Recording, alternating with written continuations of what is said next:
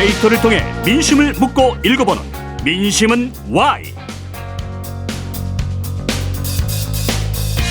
한 주간 민심의 흐름을 읽어보는 시간입니다. 민심은 Y. 인사이트 K 배종찬 연구소장님, 또 노정열 방송인 두 분 함께하겠습니다. 어서 오십시오. 안녕하세요. 반갑습니다. 안녕하십니까. 배종찬입니다. 지금 윤석열 대통령이 5박 7일 일정으로 해외 순방 중입니다. 아세안 정상회의, 동아시아 정상회의, 아세안 플러스 정상회의, 여러 정상회의에 참석 중인데 또 여러 메시지가 나왔습니다. 북한과 러시아 군사협력 시도 중단돼야 된다. 국제사회가 단합해서 북한의 핵과 미사일 개발 좌시하면 안 된다. 이런 말들 했는데 윤 대통령의 외교 행보 또 메시지 어떻게 보시는지 코멘트부터 들어보고 시작해볼까요? 사실 윤석열 대통령 입장에서는 하실 수 있는 말씀이지만 북한과 러시아가 군사 협력을 하면 안 된다는 말을 하면 지구촌에 있는 다른 나라들 보기에는 그러면 한미일 삼각 혈맹 구축 이 말을 몇천 번씩 했는데 너무 좀 일방적인 것 아닌가. 예를 들면 우리의 우방인 미국이나 일본 한복판에 가서 그런 말씀을 하시면 박수를 받았겠지만 지금 동남아 순방 아니에요? 아세안? 네. 거기서 이런 말씀을 하신 거는 글쎄요. 그 동남아에는 또 우리나라와 관계가 수준이 조금 다 다르거든요. 네. 그래서 저는 너무 원칙론적인 말씀을 하신 것 아닌가 그런 생각을 하고 힘을 통한 평화 구축도 역시 구두선에 그친 말이라고 합니다. 네. 어느 나라나 힘으로 평화를 구축하려고 하죠. 네. 과연 그 세력이 어떻게 잘 유지가 될 것이냐. 그러면 표현을 보니까 한 중1이 보통 일반적이었는데 네. 한 1중까지 갔습니다. 그 표현도 지금 또 주목을 받고 있죠. 그러면 저 헷갈리네. 한중일이니까 한일미라고는 할까요? 한일미라고 할까요? 예. 제가 보기엔 그런 쌀은 안 나올 것 같습니다. 그래서 어떤 입장이신지도 알고 요즘에 이념이라는 두 글자를 굉장히 강조하시잖아요. 근데 이것도 어폐가 있는 게 불과 얼마 전에는 또 이념이 중요한 게 아니라고 본인이 말씀하셨거든요. 네. 과연 그 사이에 어떤 변화가 있은 건지 설명을 하셔야 될 것 같고 제가 보기에 지금 우리나라가 처한 상황은요. 자꾸 이념 사실은 이념과 실리를 같이 가져갈 수도 있습니다. 네. 예, 정치라는 게 꼭 올와 나땡이 아니거든요. 근데 너무 이념 쪽으로 올인하는 것은 본인이 가고자 하는 그 실용의 가치에 네. 실용이란 말도 자주 하셨거든요. 거기에 좀 어긋나는 것이 아닌가 그런 생각을 해보고 네. 5박 7일 해외에 계시더라고 지금 나라 안에 국민들 굉장히 좀 심란합니다. 네. 예, 오염수 방류 문제도 그렇고 여야의 정치 부재도 그렇고 조금 해외에 계신 동안에는 잘 하시고 네. 비행기 타고 오시면서는 많은 분들이 그럽니다. 기시다 총리하고는 6번 이상 만났는데 왜 대통령 선거에서 거의 절반 가까이 얻은 제1야당의 대표는 그렇게 못 만날 일이 뭐가 있느냐. 네. 그건 사실 상식적으로 던질 수 있는 질문이라고 생각합니다. 국내 현안이 많으니까요. 예. 네, 대통령이 해외 순방만 관련해서 말씀을 드리면 조금 다른 이야기를 드릴 필요가 있을 것 같아요. 왜냐하면 이번 인인 해외 순방은 인도네시아와 또 인도를 방문하는 거죠. 이건 네. 좀 경제적인 부분에 많이 좀 집중이 돼 있습니다. 그러니까 이제 이 다자 협력에서 중의를 포함하지 않고 어제였죠. 네. 한국과 이제 아세안 정상이 먼저 만났고 오전에 그건 이제 다분히 아세안 국가들과 협력 관계를 더 강화하겠다. 여기에서 이제 중요한 게 공급망도 있고 수출 확대도 있고 이제 그렇긴 한데 중요한 것 중에 하나가 이제 디지털입니다. 네. 2차 전지나 반도체 관련한 이 희귀 광물들을 가지고 있는 나라들이 인도네시아를 포함해서 이 아세안 국가들이거든요. 이들과 협력하겠다. 마찬가지로 인도와도 G20에서 협력할 부분들이 주로 이런 쪽에 집중이 돼 있어요. 특히 네. 이제 아르헨티나하고 스페인하고 정상회담을 하는데 아르헨티나의 경우에 이미 포스코홀딩스의 염호가 확보가 돼 있거든요. 여기서 네. 이제 리튬이라든지 2차 전지와 관련된 원료를 채취하게 된다는 점에서 상당히 중요한 것이고 네. 그다음에 북한과 러시아가 이제 블라디보스톡에서 정상회담이 예정돼 있는데 이 부분에 대해서 견제하는 것은 윤석열 대통령뿐만이 아니라 바이든 대통령도 상당히 경계를 하고 있어요. 그렇죠. 미국에서도. 그 이야기는 뭐냐면 이게 바이든 대통령이 경계하는 것은 북한이 포탄과 총탄을 러시아에 공급해주면 이게 우크라이나 전쟁에 그대로 사용이 된다라는 거예요. 네. 그런 점에서 우려하는 것이고 또 우리가 봤을 때 윤석열 대통령이 이 부분에 대해서 상당히 경계를 할 수밖에 없는 것은 대가로 북한이 얻어올 수 있는 기술이 이제 미사일 관련된 기술이거든요. 네. 이건 바로 우리를 도발할 수가 있죠. 그렇죠. 그러니까 우리하고 조금 사정이 다른 건 뭐냐면 우리는 미사일 기술이 있더라도 북한의 이 무기를 쓰겠다라고 얘기하고 있는 것이 아니라 김정은 위원장은 언제든지 미국과 또 한국이 북한의 자존심을 건드리면 가만히 있지 않겠다. 네. 그래서 이거는 북러와의 이 결합 자체가 거래가 우려가 그렇죠. 되는 상황입니다. 이게 상당히 우려가 되는 거고 그다음에 이거는 뭐 여러 가지 평가가 있을 것 같아요. 이 부분은 한중일이라고 하는 부분이 우리가 쉽게 흔히들 써왔던 네. 표현이에요. 그런데 한중일을 우리가 하는 이유는 일본이 싫거든요. 그런데 이제 윤석열 대통령은 한미일이고 미국이 일본보다는 더 중요한 국가인 것이고 네. 이제는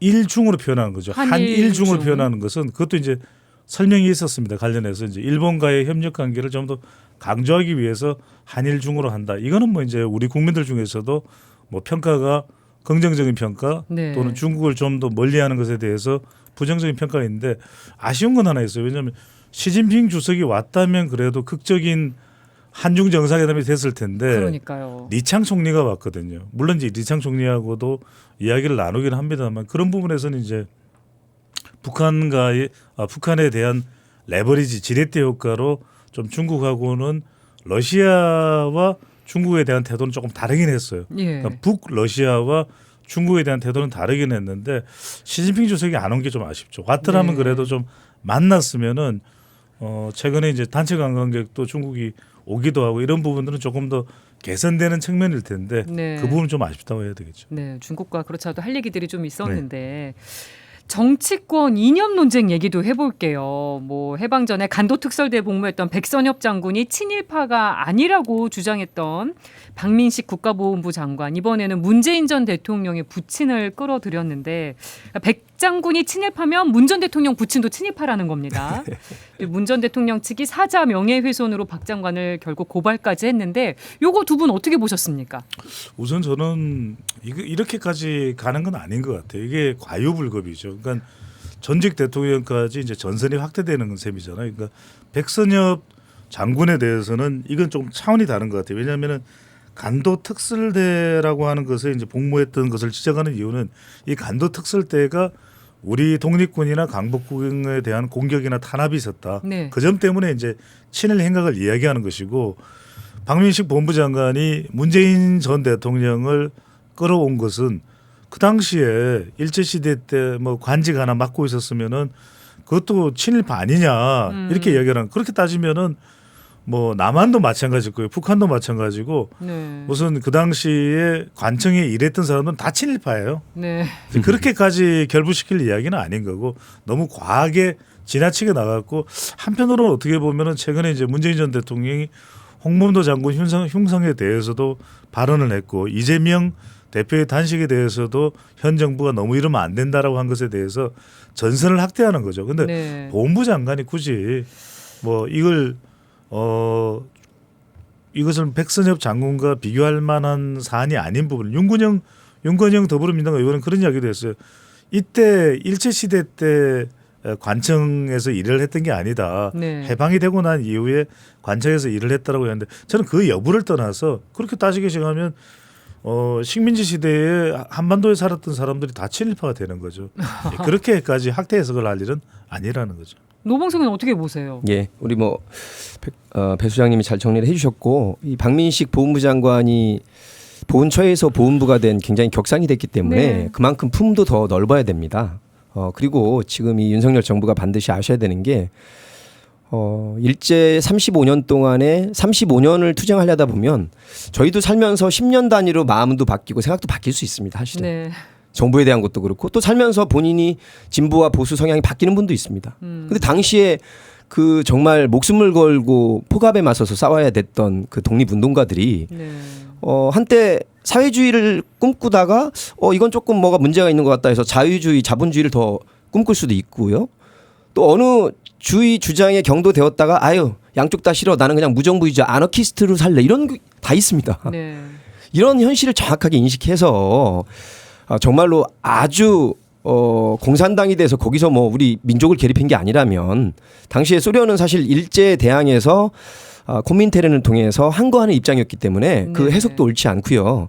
무엇보다도 그런 봉오동 전투 청산리 대첩에서 큰 공이 있는 그런 홍범도 장군을 아까 과유불급이라는 말씀 잘하셨는데 그 세상 사는 게 정도가 있는 것이고 비례 원칙이 있는 것입니다. 네. 설사 흠이 있다고 해서 그 산더미 같은 태산과 같은 좋은 표현으로 바꾸겠습니다. 그런 공적이 있는 그런 독립 영웅을 이런 식으로 다 흉상을 철거한다 그러면 이게 뭐가 문제냐면요.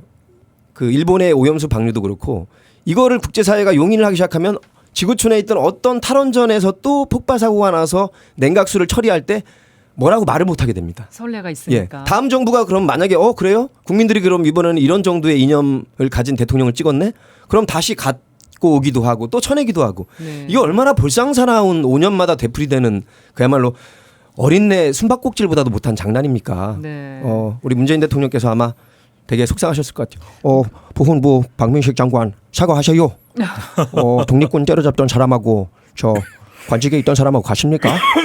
사과하시고 병산 책방으로 한번 놀러 와요. 그러니까 지금 노정일 방송인이 이야기한 대로 저는 이 정도로 좀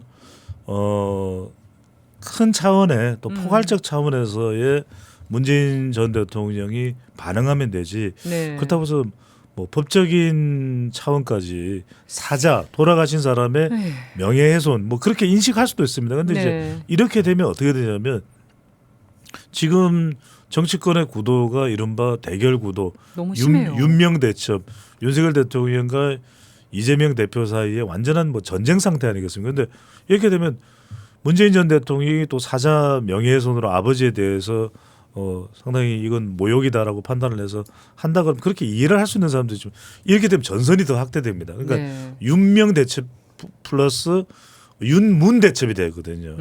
그렇게 가면 너무 또 이게 갈 때까지 가보자는 식이 되기 때문에 문재인 전 대통령이 직접 그렇게 판단을 한 것인지 아니면 네. 주변에 측근들이 그렇게 하는 게 낫다고 판단인지 몰라도 너무 이렇게 또 여기서 멀리 가버리면 안 될 것 같아요. 그래서 네. 방금 전에 노정일 방송인이 얘기했듯이 박민식 법무부 장관 그렇게 하지 마라. 당신이 그렇게 하면 안 된다 정도로 하고 네. 이걸 법적인 또 대결 구도로 가게 되면 상당히 또 복잡해지거든요. 네. 그리고 저희 방송 전에 공개된 대장동과 관련된 김만배 씨의 허위 인터뷰 의혹과 관련해서 녹취록 이제 전문이 공개가 됐는데 윤석열 대통령이 순방길 오르기 직전에 대선 공작이라고 얘기까지 하기도 했습니다. 뭐 뉴스타파가 보도 윤리상 검증이 미흡한 부분은 인정을 하겠다. 근데 보도에 있어서 공작은 없었다. 이런 입장 스탠스를 보였거든요. 두 분 어떻게 보셨는지 궁금합니다. 그 두 분 다 언론인 출신이시고 제가 보기에는요. 제 짐작입니다. 절반 이상은 녹음되는 걸 알지 않았을까라는 생각도 듭니다. 사실은. 네. 그리고 앞에서도 우리 장윤성 기자가 말씀하셨지만 그 내용에 보면 많이 알려졌던 우리가 다 해먹으려고 그랬는데 이재명 때문에 못 해먹어서 굉장히 육두문자와 공산당 표현도 그때 나옵니다. 예. 그런데 이것을 뭐 어느 한쪽에 이미지 타격을 줘서 대선판을 바꾸려고 그랬다. 그리고 요즘에는 사전선거가 굉장히 중요합니다. 느낌이라는 게 또 있고 그래서 예. 퍼센테이지 굉장히 높고 그런데 정말 그런 뜻이었다면 변수로 영향을 미치려고 했다면 그 전에 했었어야죠. 이거는 제가 알기로 3월 9일 날 전인 3월 6일 날 정도 3일 전에 이렇게 나온 예. 것이거든요. 시기적으로도 좀 맞지 않다 그렇게 보여집니다. 배 소장님은 어떻게 보세요? 저는 조금 다른 차원인데 일단은 김만배라는 사람 자체가 믿을 수가 없는 사람인 것 같아요. 왜냐하면은 김만배라는 사람이 2021년 그러니까 대선이 있기 전이었죠. 네. 2021년 9월 달에 이것을 이제 신앙님과 이야기를 했던 겁니다. 그러니까 대선 3일 전에 인터뷰를 한 게 아니라 그 이전에 이미 녹취가 돼 있던 내용이에요. 늦게 보도가 된 그렇죠. 거죠. 그런데 무려 72분이라는 이야기는 횡설수설하는 겁니다. 이 내용도. 그래서 지금 이 구속 기간이 만료돼서 나오면서 김만배가 하는 내용도 윤석열 당시 중수 이과장은 그런 위치에 있지 않았다라고 또 이야기를 하잖아요. 네. 그럼 도대체 뭐예요? 도대체 무슨 이야기예요? 두 번째는 뭐냐면 신학님 전 언론 노조위원장도 믿기가 어려워요. 왜냐하면 책 3권은 1억 6,500만 원. 이 돈이 없었으면 다른 이야기가 됐을 수도 있어요. 네. 그런데 1억 6,500만 원이 등장하는데 책 3권에 1억 6,500만 원 김영희 앵커는 납득이 됩니까? 상식적이지 않죠. 근데 이게 납득이 안 되는데 신학님 이 위원장도 그 가치가 있는 거라고 주장을 하고 있고 심지어는 김만배 또 어떻게 이야기를 하고 있냐면은 또 구속영장 만료돼서 나오면서 새벽에 나오면서 아 이거 그만한 예술적인 가치가 있다. 그렇게 얘기했어요. 지금 뭐 대한민국 국민들 자제시킬 일이 있습니까? 제가 책을 써도 노정열 방송인이 쓴 책은 예술적인 가치가 없나요? 노정열 방송인의 성대모사는 예술적인 가치가 없나요? 그러니까 이렇게 하면 안 될 것 같아요. 적어도 예. 언론 노조 위원장까지는 한 사람이라면. 그럼 세 번째는 뭐냐면 뉴스타파는 조금 저는 다른 차원인 것 같아요. 그러니까 뉴스타파는 뭐 이제 교차 이 검증이라고 하는 것을 안 한 부분은 좀 치명적이에요. 저도. 네. 근데 뉴스타파가 이제 인터넷 매체인데 뉴스타파가 이렇게 보도해서 이게 지금 대통령실에서 희대의 대선 공작이라고 이야기하잖아요. 예. 이걸 바로 이 표현을 바로 챙겨서 작업에 나설 사람이 누구겠어요?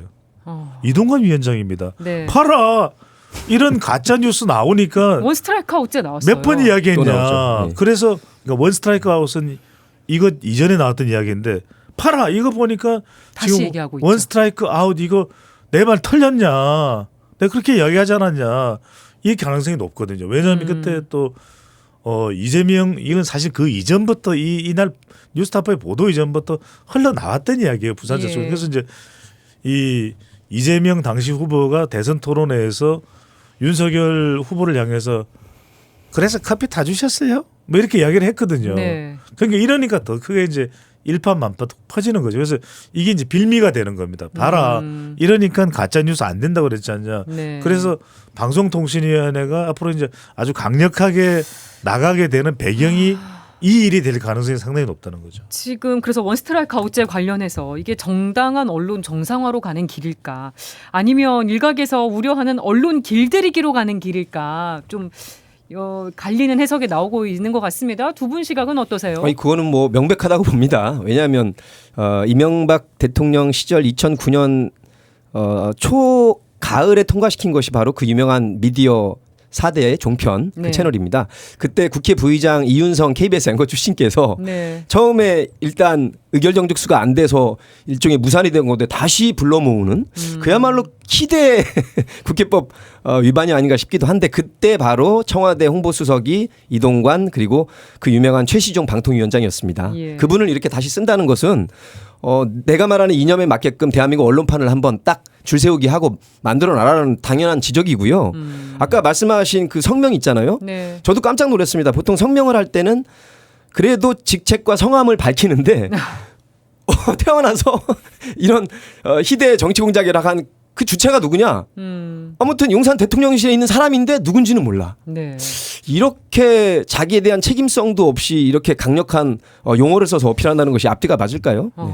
지금 시간이 한 10초 정도 일가를 네네. 해주시고 저희가 유튜브로 넘어가야 되겠습니다. 그래서 이게 이제 이 이동관 위원장이 이야기하는 방송 정상화가 추진되는 이제 배경이 되겠죠. 네. 봐라 이렇게 편향돼 있었지 않냐. 내 이야기 털렸냐.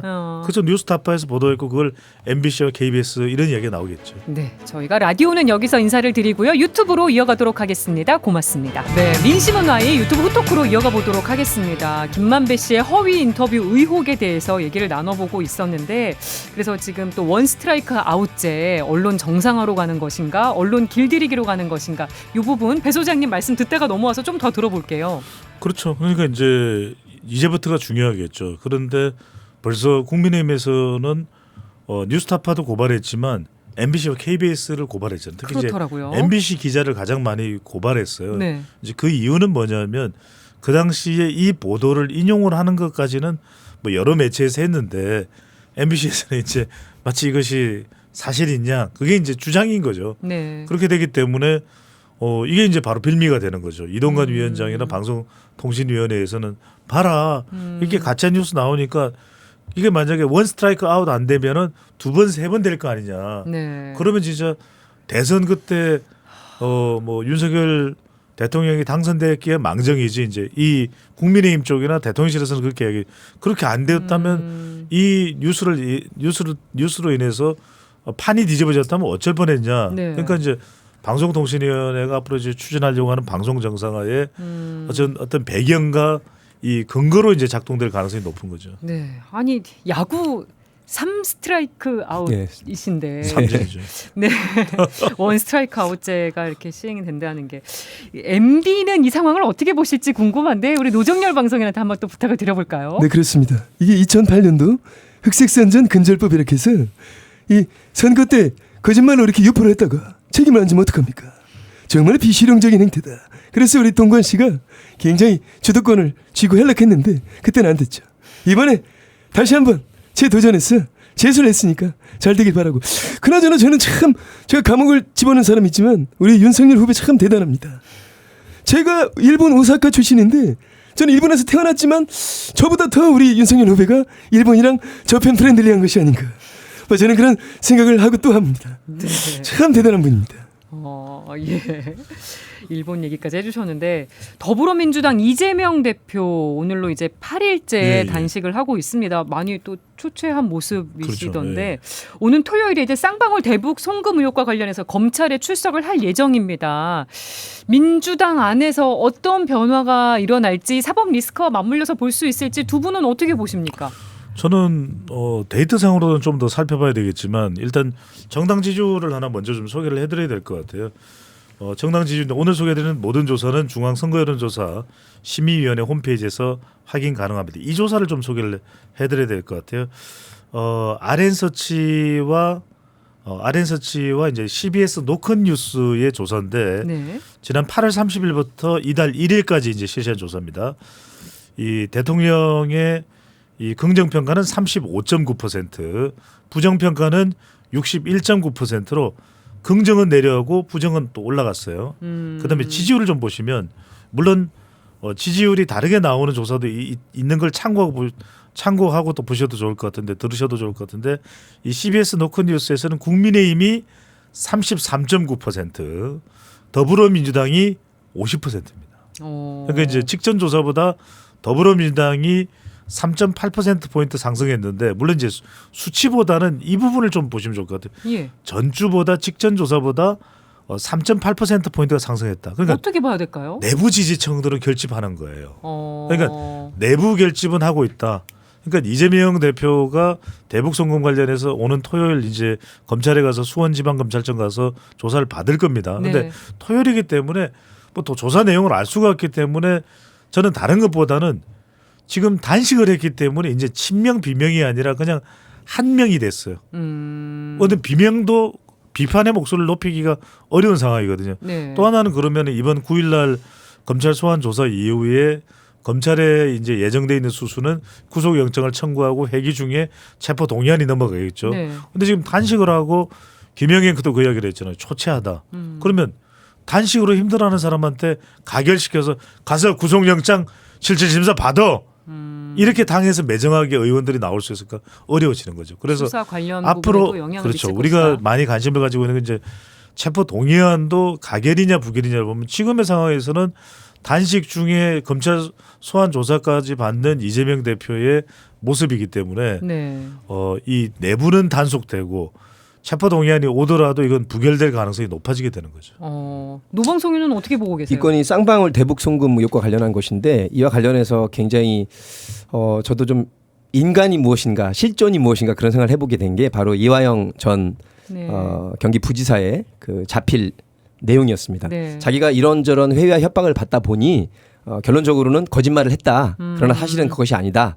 이재명 대표와 관계없다라고 이렇게 쓴 것이 또 다시 예. 공개가 됐기 때문에 토요일 날 출두하면 6번째입니다. 네. 그리고 이렇게 이제 그때가 되면 10일차가 되겠죠. 단식 10일차라는 의미도 있고 지금 말씀하신 대로 비명 반명들도 이렇게 무기한 단식에 대해서 현장 찾아오는 사람들도 이제 점점 더 많아지고 네. 뭐 내부 결속용으로 했다기보다는 반대로 얘기하면 윤석열 정부와도 소통이 안 되는데 내부 결속도 못하면 그야말로 리더십이 잘 안 발휘가 되는 것이거든요. 네. 아마 그런 여러 가지 포석은 있었다고 보여집니다. 네. 민주당 지지율 뭐 이런 거 등을 통해서 여론에 미칠 영향은 어떻게 전망하세요? 그 여론은 방금 전에 말씀드렸듯이 이제 지지층들은 결집하는 모양새입니다. 민주당의 경우에는 이재명 대표의 단식에. 근데 검찰 소환 조사 이후에 체포동의안이 부결된다고 해서 문제가 일단락되는 건 아니거든요. 네. 여전히 대북 송금도 재판은 또 계속 이어지고 다른 건도 있고. 그렇죠. 다른 건으로 통해서 또 기소가 되면서 체포동의안이 또 올 가능성을 또 배제할 수는 없는 예. 것이거든요. 또 하나는 이제 10월경으로 예상되는 공직선거법 위반 관련된 건도 1심 선고 결과가 어떻게 나오느냐도 중요하고 또 하나는 뭐냐면 지금 이재명 대표 자신을 제외한 민주당의 리스크 이런 뭐 돈봉투 리스크라든지 또 탈당은 했지만 김남국 의원의 이 코인 리스크라든지 그 김남국 의원에 대해서 이 제명이 내려지지 않은 부분에 대해서도 여론은 부정적이에요. 그래서 예. 실제 이제 여론조사 그런 것도 있는데 제가 뭐 수치까지는 다 말씀은 안 드리고 그래서 결과적으로는 지금 자동응답 조사에서는 지지율이 높은데 지지율이 높지 않게 나오는 조사도 있거든요. 그 예. 이야기는 결국 아직 불확실하다. 그렇다면 중요한 것은 수도권에서 다수 의석을 차지하고 있는 것이 결국 총선이 모든 것을 가늠한다고 봐야 될 것 같아요. 윤석열 네. 대통령의 운명도 이재명 대표의 운명도 결국 얼마나 여론을 끌어내느냐가 중요한데 단식은 정치적으로 내부 단속의 효과는 있습니다. 네. 하지만 외연을 확장하거나 민주당의 경쟁력을 이전처럼 잘 나갈 때처럼 회복하는 단계로까지는 못 올라섰다. 그럼 한계가 있다고. 그렇죠. 이걸 보시는 거네요. 이재명 대표가 그러면 어떻게 해낼 수 있느냐. 네. 이 부분이 결정적으로 중요하다고 봐야 되겠죠. 네. 민심 어떻게 읽으십니까? 수사 관련해서 박정훈 대령이죠. 네. 이 해병대 수사단장에 대한 구속영장이 군 판사로부터 기각을 당했다는 것이 지금 이게 다 이제 사법적인 잣대로 국정을 운영하는 굉장히 중요한 표본들이거든요. 예. 사실 군에서 군 판사가 계급으로 보면 사실은 사단장 밑입니다. 네. 직무로 볼 때 독립적인 거지. 네. 그런데 이건 많은 것을 좀 시사하고 있지 않나. 그래서 지금 뭐 국방 라인을 지금 교체하려고 하는 것도 네. 잡음을 미연에 없애고 일종의 좀 증거를 인멸하려고 하는 것 아니냐 이런 또 해석까지 있을 정도이기 때문에 예. 이 부분도 국민들이 대령하면 굉장히 그래도 높게 봅니다. 실제 별 하나보다 밑이기도 하고 네. 그분이 이렇게 해병대 동료들로부터 악수하고 응원받고 갈 때 그 일종의 군인 정신 자기는 떳떳하다. 한번 이게 이제 공수처가 또 참고인 조사가 들어갔지 않습니까? 예. 이것도 아마 우리 국민들이 바라보기에 공수처도 아마 제대로 국민들 주목에 들어간 사안이 이번인 것 같아요. 제가 보기에는 귀추가 주목됩니다. 네, 국방 현안에 대한 민심 또 얘기해 주셨습니다. 오늘 민심 원화이 여기까지 하겠습니다. 두 분 말씀 고맙습니다. 고맙습니다. 감사합니다.